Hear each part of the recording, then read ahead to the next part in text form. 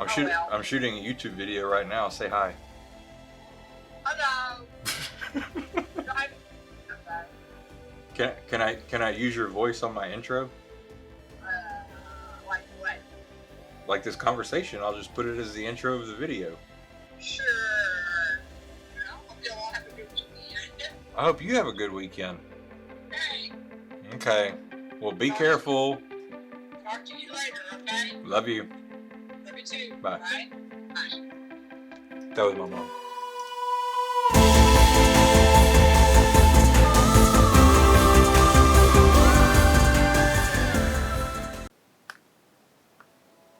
What's going on, everybody?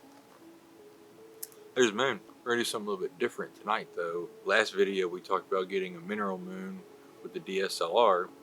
In this video, we got the planetary camera on, and we're gonna be getting high-resolution, detailed close-ups of the lunar surface, and then overlaying the color data from DSLR on top of that. This would be like Mineral Moon Part 2. But it's not a part 2, but it's not a prequel. It's like a spin-off, Mineral Moon spin-off. Just stick around for that. With the planetary camera set up, what I like to do is I will rotate the camera to where the north and south poles of the moon are correct. And then depending on the phase of the moon, there's an app called Moon Globe HD. And so I can use the app to look for certain features, certain craters, you know, especially stuff that's on the terminator, Montes Caucasus, I guess that's how I'm pronouncing it right, which separates Mare Imbrium and Mare Serenitatis, is just to the west of the terminator, which means that the highlights and the shadows and everything should really feature the mountain range fairly well. So we'll try to go to that. We'll take a capture of that. We'll use that and see what we get as far as color. So with the camera and the telescope in the correct north-south orientation, I should be able to find it fairly easy. And I do believe that is it right there. So now that I have the feature that I want to shoot, you can either leave the camera as it is and shoot a pano, or you can turn the camera to get everything you want to get in frame. Since everything is all in this one area, I'll go ahead and turn the camera.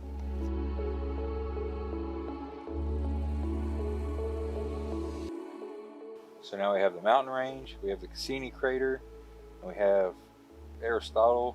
When you shoot lunar with a planetary camera that's mono, you want to either use the red filter or an IR filter if you have it. That will help cut down on atmospheric turbulence and give you the sharpest image quality.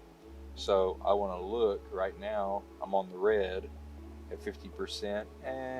It's a little wavy. We'll try the IR. I think I like the IR a little bit better. All right, so now focusing is done. My mount isn't tracking very well at the moment. So what I like to do is I will turn the reticle on, and that gives me a target. So between those two craters and the crosshairs, then while I capture the frames, all I gotta do is just keep those craters in the same spot. And I'm only capturing 3,000 frames, so it's not going to take that long. So we'll go ahead and capture our data.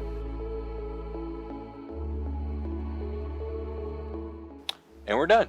I don't know, it's pretty damn humid outside, so I'm not really sure how much longer I'm going to be able to stay out here and shoot. But we'll go ahead and wrap this up for now, and I'll see y'all inside. And we're back. You like that? I learned that on the YouTubes.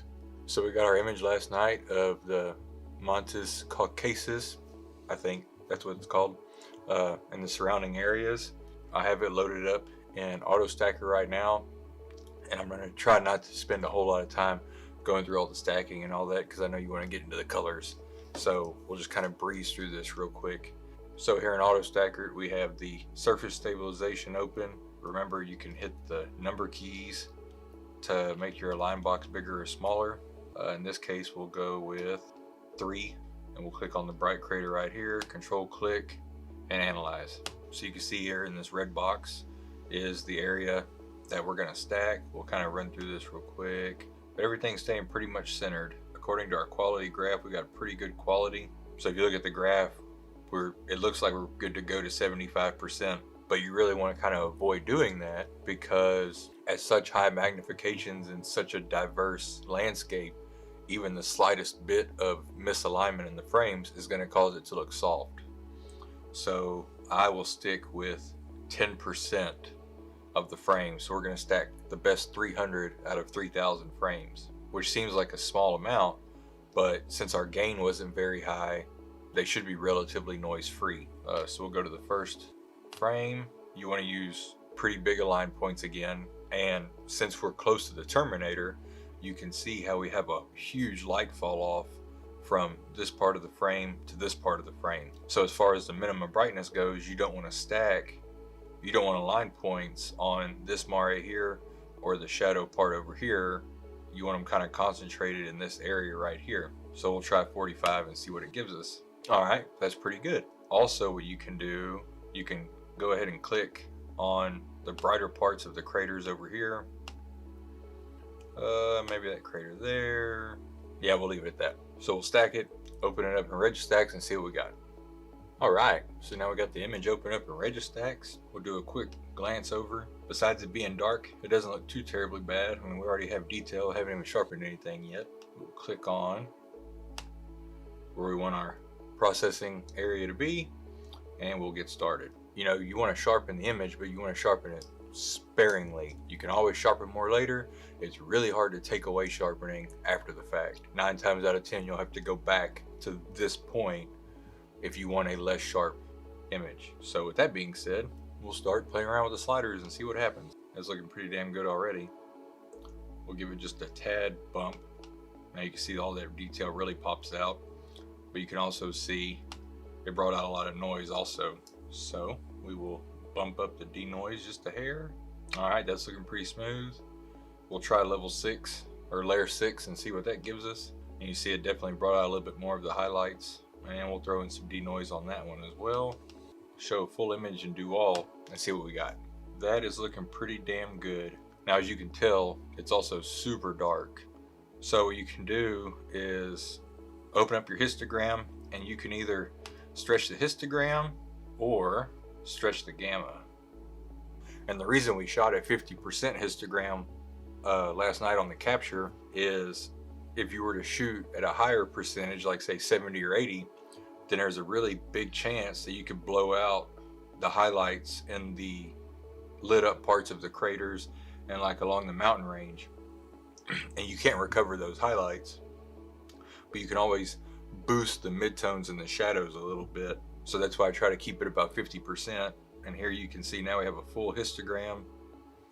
We'll close these boxes out, and it trails nicely off to the dark shaded part of the terminator over here. You see we got some nice detail deep down in the crater. You can even see the central peak right there. So I'm pretty happy with this. I think we will call this one good, and we'll go ahead and head on over to Photoshop. Alright, so now we're opened up in Photoshop. First thing we want to do is we want to get rid of the edge stacking artifact over here. So now we have our full image to work with. What we're going to do is we'll do the same thing as we did in the mineral moon, except without color. So we'll use layers to enhance the detail before bringing in the color. So we'll go ahead and make a duplicate. If you have the Astronomy Tools plugin for Photoshop, there are some great tools in here, especially for DSO images, but there's 2 actions I use on almost all of my images, which is local contrast enhancement and less crunchy, more fuzzy. And by putting them on a separate layer, you can really fine tune the details using opacity or the blend if feature. And if you don't have it, it's only like 20 bucks, I think. So it's definitely worth it. So we'll do local contrast enhancement first, and you can see how it made the highlights and the background pop a little bit more. And now we'll do less crunchy, more fuzzy. So just turning that layer on and off definitely added a little bit of punch to it, like especially over here and this different part of the Maria. You could argue that it gave it a little bit too much highlights. So in that case, what you can do is double click the layer, and here you have blend if. On this underlying layer, which should be the background layer, I want those highlights to show through. So to do that, you'll go to this slider right here, hold down Alt, and then click, which will separate those two arrows, and you just drag this one back. You can see as I move it, the brighter highlights start going away, and now I still have the pop in the rest of the image, but those brightest highlights are retained. So I'll make another layer. You can either duplicate it, or you can Control or Command Alt Shift E. It makes another layer. Now we'll go to Camera Raw. One thing I try to do is to get the bulk of the detail as close to the middle of the histogram as possible. So you'll notice this line of detail over here is this dark part of the image, which we're really not going to mess with too much. We might try to brighten it up some, but it all depends on how much we can recover, which I don't think is going to be very much. Yeah, you can see all that detail is gone. So in that case, we will raise the exposure a little bit. We can raise the shadows a little bit, and then we can get rid of the stuff in here by just adding black back to it. Now, highlights and whites is going to be affected by the light falling onto the surface. There's going to be more light over here than there is over here. So if we try the whites, you can see how easily the highlights are blown out. So we don't want to do that. What we can do is lower the whites and then raise the highlights. Texture, clarity, and dehaze. If you add too much texture or clarity, you could induce artifacts into the surface. So like if I were to crank up texture, you're like, oh look, there's more detail over here. But it also induces a bunch of noise, which could be confused with stuff. I mean, it definitely brings out a lot more detail, but at the cost of an artifact full image. So if you do bring up texture, bring it up just a little bit, like maybe 10. And that's all we'll do to this layer. All right, so make another layer. This layer will be for noise. So we'll go to despeckle, and then we'll go back to Camera Raw. We'll zoom in, go to detail. You can add a little bit of sharpening if you want to. And then on the radius, if you hold down Alt while messing with all of these sliders, it'll bring up the mask. Obviously white it's going to work more on. See, it's already starting to get artifacts on that dark edge right there. And don't worry, because once we get back to the end of Photoshop, you can adjust the opacity as you please.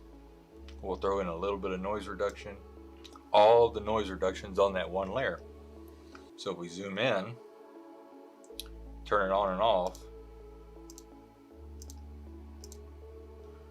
you can see it got rid of a bunch of the noise, but it also took just a little bit of detail with it. So in that case, you just lower the opacity. I feel like 50% is a pretty good compromise. So at this point right here, you're pretty much done with the detail layer.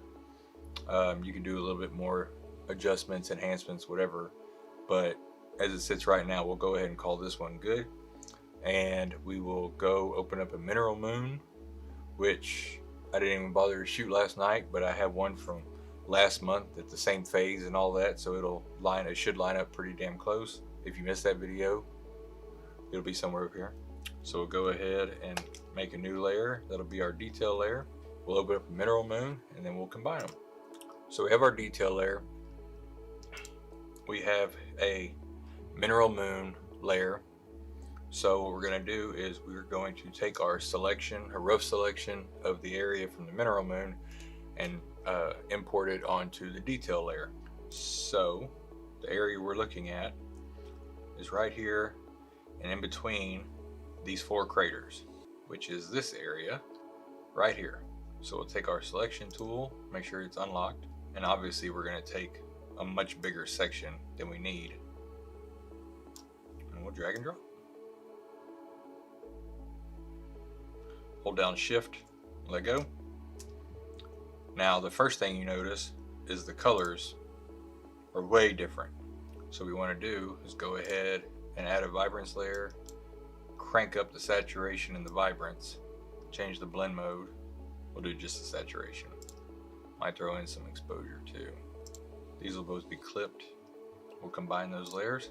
Now we just have to align it. So we'll lower the opacity a little bit and start aligning.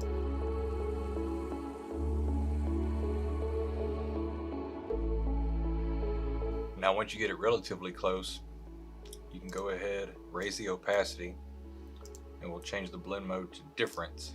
And then while clicking on it, we'll click on it, click Control or Command T, and then right click, warp.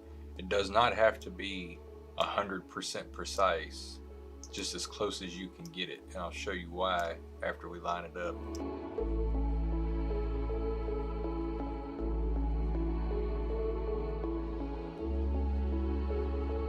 You can work on it as much as you want to, but once you're satisfied with it, then go ahead and crop the excess.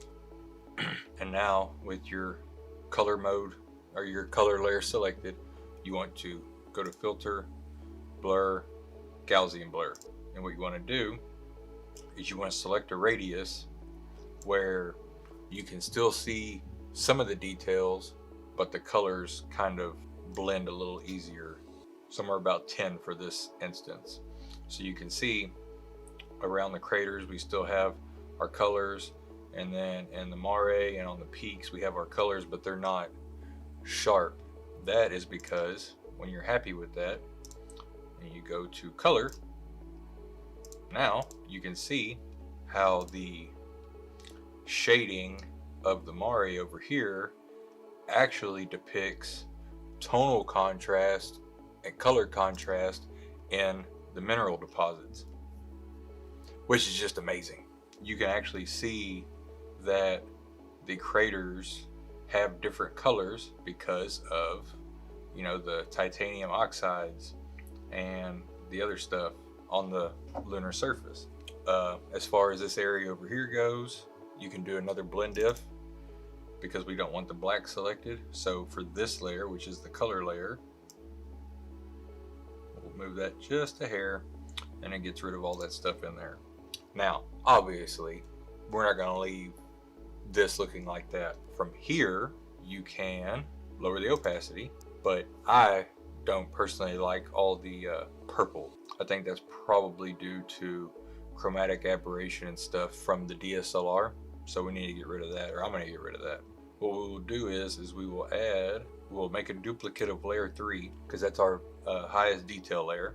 We'll merge the exposure layer. We'll merge the color layer with it, so now we have a combined color detail layer.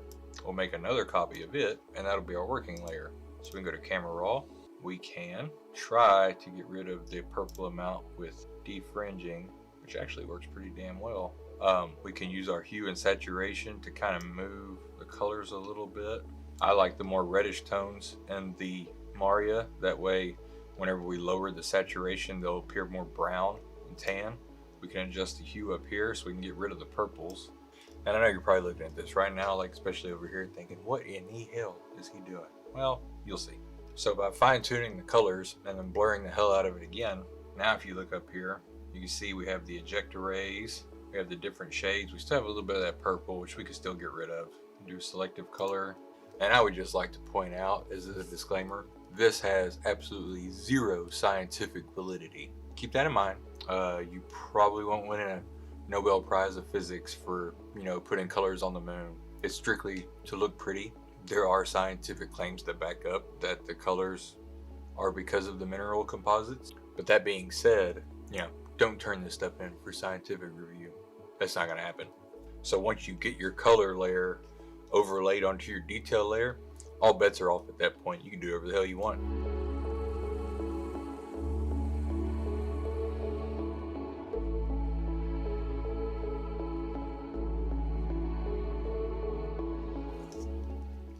So once you're happy with your color changes, go ahead and merge another layer. You can still see we have our working detail layer down here. We can go ahead and change that to color. Lower the opacity to our liking. Maybe throw a little bit more exposure on here, kind of brighten it up a little bit. Bring down the highlights. Yeah, something like that. That was fun, wasn't it? Those are the tips and tricks to making a mineral close-up of the moon.